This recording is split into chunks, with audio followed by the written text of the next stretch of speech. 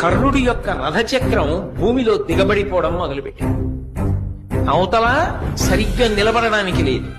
భార్గవాస్త్రమా జ్ఞాపకానికి రావట్లేదు. అర్జునుడా బాణ పరంపర కురిపించేస్తున్నాడు. రథమా కదలదు. ధనస్సా విరిచేశాడు. అయినా ఇంకొక ధనస్సుని బాణాన్ని తీసుకుని యుద్ధం చేశాడు. ఎంత గొప్ప యుద్ధం చేశాడంటే గాంధీవం యొక్క అల్లెతాడు కట్టే ముడి విడిపోయేటట్టుగా కొట్టాడు. మళ్లీ ముడిని సరి చేసుకుని అర్జునుడు యుద్ధం చేశాడు. అర్జున, నువ్వు రథం మీద ఉన్నావు, నేను భూమి మీద ఉన్నాను. నా రథచక్రం కుంగిపోయింది.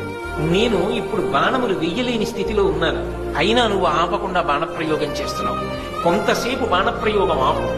నీకో గోవిందుడికో భయపడి నేను ఈ మాట చెప్పట్లేదు, ధర్మం చెప్పాలి కాబట్టి చెప్తున్నాను అంటే కృష్ణ పరమాత్మ అన్నాడు, అబ్బా ఇప్పుడు ధర్మం జ్ఞాపకానికి వచ్చిందా? జ్ఞాపకానికి వస్తే రక్షించేది కాదు ధర్మం, అనుష్ఠిస్తే రక్షించేది. నువ్వు ఎంత ధర్మాన్ని అనుష్ఠించావు జీవితంలో? పాండవులను తక్కువ చేసి మాట్లాడినప్పుడు ఈ ధర్మం జ్ఞాపకానికి రాలా? ద్రౌపదీదేవిని అవమానించినప్పుడు ఈ ధర్మం జ్ఞాపకానికి రాలా? అదే పనిగా అర్జునుడిని చిన్నతనం చేసి మాట్లాడినప్పుడు ఈ ధర్మం జ్ఞాపకానికి రాలా? నువ్వు పాటించనిది ధర్మం. నీకు అక్కడికి రమ్మంటే ఎక్కడి నుంచి వస్తుంది?